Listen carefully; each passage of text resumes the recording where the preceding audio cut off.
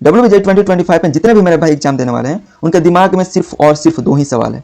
पहला एक सवाल ये है कि WBJ 2025 के एग्जाम को क्रैक करके अच्छा सा कॉलेज में एडमिशन लेना है, एंड दूसरा सवाल ये है कि WBJ एग्जाम को क्रैक करने के लिए मैथ्स में सेफ स्कोर क्या होगा।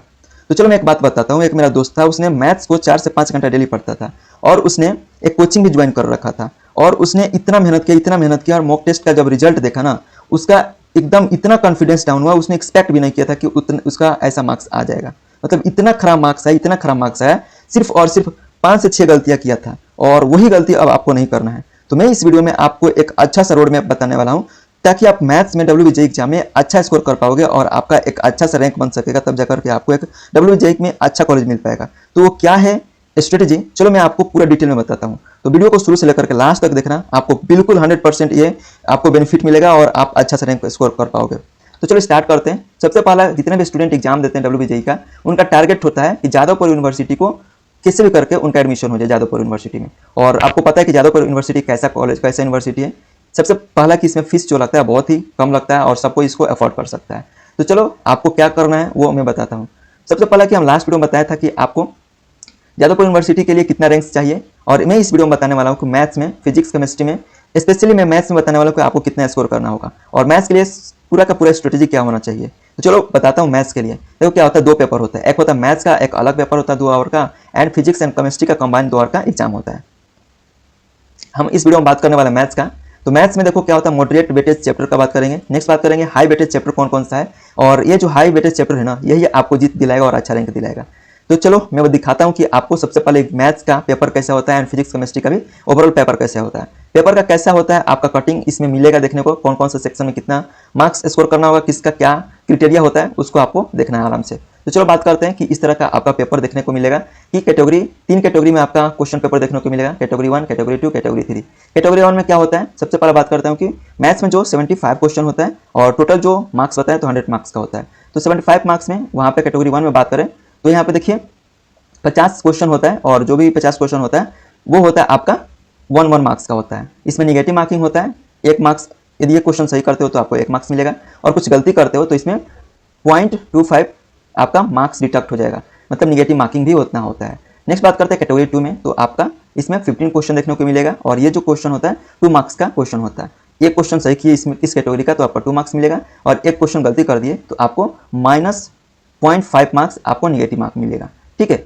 और कैटेगरी 3 में बात करें तो आपका 10 क्वेश्चन होगा, और यहाँ पे आपको जो होता है ये होता है आपका इस जो क्वेश्चन होता है, एक क्वेश्चन होता है 2 मार्क्स का होता है। इसमें आपको मोर देन 1 करेक्ट आंसर देखने को मिलेगा, और इसमें आपका किस तरह से मार्क्स डिसाइड होता है। मान लीजिए कि इसमें मोर देन 2 करेक्ट आंसर है, मोर देन इसमें आंसर करेक्ट है, और मान लीजिए कि आपने 3 गो, मान लीजिए आपका 2 गो इस कैटेगरी में 2 जो ऑप्शन सही है, एंड आपने क्या किया, एक ही सिलेक्ट किया और एक नहीं किया है, तो आपका मार्क्स कैसे मिलेगा, वो मिलेगा आपका 2 इंटू आपने कितना सही चूज किया वो डिवाइडेड बाई कितना सही है टोटल। मान लो 3 ऑप्शन सही है तो 3, तो इस तरह मार्क्स आपको स्कोर होगा, ठीक है। 2/3 आपको मार्क्स मिलेगा। तो इस तरह से इसमें, और इसमें जो होता है कोई भी निगेटिव मार्किंग नहीं होता है। तो इसमें सबके सब क्वेश्चन 10 का 10 क्वेश्चन अटेम्प्ट करना चाहिए आपको, और इन सभी में आपको एक आशा से स्ट्रेटेजी को फॉलो करके ही इसमें मार्किंग करना होगा। चलो बात करते हैं आपका मॉडरेट चैप्टर कौन कौन सा है, तब आप में इसमें भी आप लोग को ध्यान देना है। बट सबसे जो अच्छा बात यह है कि आपको जो हाई वेटेज वाला है, इसमें आप लोग को ये जो चैप्टर बताने वाला है इसमें 60 मार्क्स आपको दिला सकता है। तो चलो सबसे पहले बात करते हैं मॉडरेट चैप्टर, जो कि आप लोग को पढ़ना ही पढ़ना है। तो देखो सबसे पहले बात करते हैं सीक्वेंस एंड सीरीज में। इसमें क्या होता है, एपी, जीपी, एचपी और सम ऑफ सीरीज। तो देखो इसमें कैसे क्वेश्चन पूछता है, इसमें क्या करता है, एपी एंड जीपी को दोनों को मिला करके सम ऑफ सीरीज से मिक्स करके क्वेश्चन पूछ देगा, या फिर एचपी एंड जीपी को मिला करके सम ऑफ सीरीज से क्वेश्चन पूछ देगा, या फिर इंडिविजुअल क्वेश्चन पूछा तो सम ऑफ सीरीज से सिंपल क्वेश्चन पूछ देगा। तो इस तरह का क्वेश्चन आपको करने आना चाहिए। चलो दूसरा बात करते हैं कॉम्प्लेक्स नंबर। कॉम्प्लेक्स नंबर में कैसा, जो आयोटा होता है उसका एप्लीकेशन बेसिक सा जान लीजिएगा, उसी से क्वेश्चन आता है, और बेसिक ही क्वेश्चन आता है, ज़्यादा इसमें भारी नहीं आता डिटेल में। थ्योरी ऑफ इक्वेशन एंड जो आप लोग क्वालिटी के क्वेश्चन पढ़ते हो वो मतलब नेचर ऑफ रूट्स पढ़ लेना, वहाँ से डेफिनेटली एक सवाल देखने को मिलेगा। नेक्स्ट बात करते हैं परमुटेशन कॉम्बिनेशन, जो रैंकिंग के जो सवाल होता है यहाँ से देखने को मिलेगा, और ये सब आपको क्वेश्चन देखने को मिलेगा। तो इतना भी क्वेश्चन नहीं देखने को मिलता है जितना कि हम अगला बताने वाला हूँ। और तीसरा बात करते हैं चौथा नंबर में, वो है आपका स्टैटिक्स एंड प्रोबेबिलिटी। ये इसका फॉर्मूला याद है तो आपका क्वेश्चन आराम से बन जाएगा। फॉर्मूला नहीं याद है तो आप कितना भी घिस्सा पिटी कर लो, क्वेश्चन नहीं बनने वाला। तो इसका मेन मोटिव है कि आपका फॉर्मूला याद होना चाहिए स्टैटिक्स का। चलो 5वें नंबर में देखते हैं, वो है आपका mathematical logic and Boolean algebra. तो बुलियन अलजेब्रा से उतना ये सब सवाल नहीं पूछा जाएगा, बाकी जो मैथमेटिकल लॉजिक से ऐसा सवाल पूछा जाएगा जो कि आप बना नहीं पाओगे, तो इसको छोड़ ही दो। चलो अगला सवाल देखते हैं, जो कि अगला जो हम बात करने वाला टॉपिक पे ये सबसे इंपॉर्टेंट है और इसी से आपको मार्क्स मिलने वाला है। तो चलो बात करते हैं सबसे पहला नंबर में, वो है आपका स्ट्रेट लाइन्स। स्ट्रेट लाइन से एक सवाल देखने को मिलेगा, सर्कल से एक सवाल देखने को मिलेगा, और यहाँ पे जितने भी टॉपिक्स है इन सभी से एक एक सवाल मिनिमम देखने को मिलेगा ही। मैक्सिमम 2 मिल सकता है, 3 मिल सकता है, लेकिन मिनिमम एक सवाल मिलेगा ही मिलेगा, ये आपका श्योर है। सेकंड में बात करते हैं, आपका सर्कल हो गया। थर्ड में कोनिक सेक्शन से बात करते हैं, पैराबोला, इलिप्स, हाइपरबोला। ये मिक्स सवाल आते हैं, तो इसमें आपको प्रैक्टिस बहुत इंपॉर्टेंट है। पैराबोला का बहुत ज़्यादा सवाल पूछा जाता है इलिप्स एंड हाइपरबोला के कंपैरिजन में। नेक्स्ट बात करते हैं लोकस प्रॉब्लम्स, जो कि आपने सर्कल्स में पढ़ा होगा, लोकस का प्रॉब्लम उससे ही रिलेटेड रहता है, ज़्यादा कुछ अलग नहीं रहता है। 5वें नंबर में लिमिट्स एंड कंटिन्यूटी। लिमिट्स का जो आपका फॉर्मूला बेस होता है, जो एल हॉस्पिटल रूल से पढ़े थे, या फिर सिंपल जो सवाल होता है 0/0, ये सब इसी से सवाल रिलेटेड होता है। नेक्स्ट आता है 6 नंबर में differentiability and differentiation and its application. तो डिफरेंशिएशन से सिंपल सवाल आता है, जितना फॉर्मूला है उसको रट लेना है, उसी से सवाल आपको देखने को मिलेगा। इंटीग्रेशन से भी बेसिक सवाल आएगा, आपने बोर्ड लेवल का क्वेश्चन किया हो तो बना लोगे। एंड उसके बाद आता है कि एप्लीकेशन ऑफ डेरिवेटिव, एओडी का सवाल आएगा, जो कि आप नहीं बना पाओगे, बहुत ज़्यादा टाइम लगेगा। तो मैं कोशिश करूंगा कि ये सब सवाल ऊपर जो बताया उसी पर ज़्यादा मेहनत कर लो। बाकी एओडी सवाल ऐसा पूछेगा जो कि आपको एग्जाम में भी जाकर के नहीं बना पाओगे, तो इसको छोड़ दो, ठीक है। मैं इसको रिकमेंड करूँगा कि आप इसे छोड़ दो। बनाने को तो बना सकते हो, ठीक है, लेकिन इतना टाइम लगेगा तब जाके इसका 3-4 सवाल अगला से बना दोगे। नेक्स्ट है 9 नंबर में आपका डिफरेंशियल इक्वेशन में, तो ये सिंपल सवाल होता है, ये भी मैं रिकमेंड करूँगा कि आप बना दोगे। 10वां नंबर आता है कि मैट्रिक्सेस एंड डिटर्मिनेंट्स, ये तो बोर्ड लेवल में भी किए होगे, तो इसमें डेफिनेटली 2 सवाल मिनिमम आपको पूछेगा ही पूछेगा। नेक्स्ट है 11 नंबर में क्वाड्रेटिक इक्वेशन, रूट्स से आपका सवाल देखने को मिलेगा।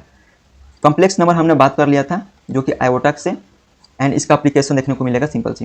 13 नंबर में प्रोबेबिलिटी का हम बात किए थे ऊपर में, तो प्रोबेबिलिटी का सवाल भी ऐसा आएगा जो आप बना नहीं पाओगे। तो प्रोबेबिलिटी छोड़ दो एंड एओडी छोड़ दो, ये सब छोड़ दो। हम 3 चैप्टर बोले हैं, ऊपर में भी एक चैप्टर बोले थे, उसको भी छोड़ देना। बाकी जितने भी टॉपिक्स है इससे पढ़ लेना, इसे मिनिमम 1 सवाल, मैक्सिमम 2 सवाल, 3 सवाल मिलने को मिलेगा। एंड सबसे फेवरेट जो चैप्टर है वेक्टर एंड 3D, ये जेईई मेंस में भी सबसे इंपॉर्टेंट है, एंड जो WBJEE है एग्जाम, इसमें भी सबसे ज़्यादा 4 सवाल देखने को मिलेगा आपको, ठीक है। उसके बाद आता है लाइन्स, क्रॉस एंड डॉट, जो आपका वेक्टर्स का ये जो टॉपिक है, क्रॉस प्रोडक्ट, डॉट प्रोडक्ट, यहाँ का मेन इंपॉर्टेंट टॉपिक है, इस पर आपको क्वेश्चन प्रैक्टिस कर लेना PYQs के थ्रू।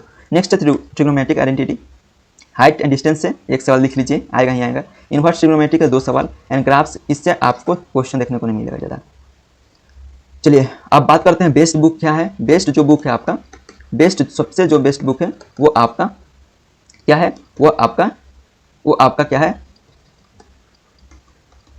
NCERT है। ये सबसे इंपॉर्टेंट बुक है, एंड मोस्ट इंपॉर्टेंट से इंपॉर्टेंट इस बुक्स को लिख दीजिए, जितना स्टार देना है दे दीजिए। और बात करते हैं सबसे इनफ भी यही है, इतना कर लो बस इनफ है, एंड इसके अलावा PYQ कर लो, इसके अलावा कुछ मत करो। आपका देखना है रैंक जो बनेगा ना, जो रैंक बनेगा आपका वो आपका बोल सकते हैं कि 100 से लेकर के आपका जितना भी बोलो 1000 के बीच में रैंक देखने को मिल जाएगा, सिर्फ इतना फॉलो कर लिए तो PYQ भी हम लोग इसी चैनल पर कराने ही वाले हैं। PYQ आपको पूरा फिजिक्स, केमिस्ट्री, मैथ्स को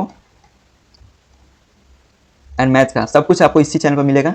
अगला जो आपका जो भी 35 दिन बचा हुआ है, 33-35 दिन आपका एग्जाम बचा हुआ है, इसमें सब कुछ आपका कंप्लीट हो जाएगा, जितना भी PYQ जो कराने लायक है, ठीक है। तो सब कुछ आपको यहीं पर मिलने वाला है, तो बस कनेक्ट रहो और सब कुछ आपको डिलीवर कर दिया जाएगा। बस आपको डेली के डेली इसमें कनेक्टेड रहना होगा, सब कुछ आपको फॉलो करना पड़ेगा, तब जाकर के एक अच्छा सा आपको कॉलेज मिल सकता है। और मैं अपना पर्सनल एक्सपीरियंस के थ्रू बताना वाला हूँ कि ये जो आपका NCERT और PYQ है, ये मोर देन इनफ है, इसके अलावा आपको कुछ नहीं करना है, ठीक है। बाकी जो थ्योरी करना है, थ्योरी भी इसमें कवर करेंगे PYQ के थ्रू, क्योंकि थ्योरी बहुत इंपॉर्टेंट है। PYQ आपको थ्योरी और जो आपका थ्योरी एंड PYQ वो तो प्रैक्टिस करा देगा, एंड जो आपका थ्योरी है ना, वो नया जो सवाल आएगा उसको भी बनाने का बहुत ही हेल्प करेगा। तो थ्योरी भी हम कराने वाले हैं PYQ के थ्रू, ठीक है।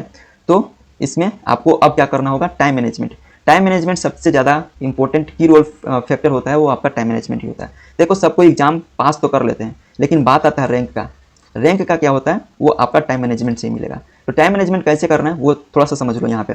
अब क्या करो, नेक्स्ट 30 डेज आप मैथ्स को आप डेली के डेली 2 से 3 घंटा दो, बस ज़्यादा से ज़्यादा 2 से 3 घंटा दो, और इससे ज़्यादा मत दो, इतना आवर्स दो, और आपको कुछ नहीं करना, 2 से 3 आवर्स देना है। इसमें करना क्या है, जो भी आपको PYQ है सबसे पहले एनालिसिस कर लीजिए, और PYQ से ही आपको थ्योरी कंप्लीट करना है। PYQs देखिए कहाँ पे कौन सा PYQs में कौन सा कॉन्सेप्ट लग रहा है, उस कॉन्सेप्ट क्लियर कर लीजिए, क्योंकि कॉन्सेप्ट सेम रहेगा। PYQs थोड़ा सा आपको चेंज क्वेश्चन के थ्रू मिल सकता है, बट आपका जो थ्योरी और कॉन्सेप्ट रहेगा बिल्कुल सेम रहेगा। और बात करते हैं आपको अब जो आपका मैथ्स में स्कोर करना होगा इस बार, वो आपको 60+ मार्क्स स्कोर करिएगा, तब जाकर के एक अच्छा सा डिसेंट रैंक बन सकता है और एक अच्छा सा आपका कॉलेज अच्छा के साथ साथ आपको एक अच्छा सा ब्रांच भी मिलेगा। और बात करते हैं उसके अलावा आप लोग को क्या करना होगा, मॉक टेस्ट आप लोग को कैसे लगाना है। मॉक टेस्ट लगाने के लिए आप लोग कमेंट करोगे तो हम इस पर लॉन्च कर सकते हैं कि आपको फ्री में मॉक टेस्ट प्रोवाइड कर सके। और इसके अलावा आपको कुछ नहीं करना है, 2 से 3 आवर आपको डेली देना है। मॉक टेस्ट कब लगाना है, तो मॉक टेस्ट वीक में आपको 2 मॉक टेस्ट लगा देना है किसी भी हालत में, ठीक है। और उसका एनालिसिस करके जो भी आपका कॉन्सेप्ट में दिक्कत आ रहा है तो उसको PYQs के थ्रू कवर करिए और उसको कंप्लीट करिए, बस आपको कुछ नहीं करना है। और बस अगला आप लोगों को क्या करना है, चैनल को सब्सक्राइब करके रखना है।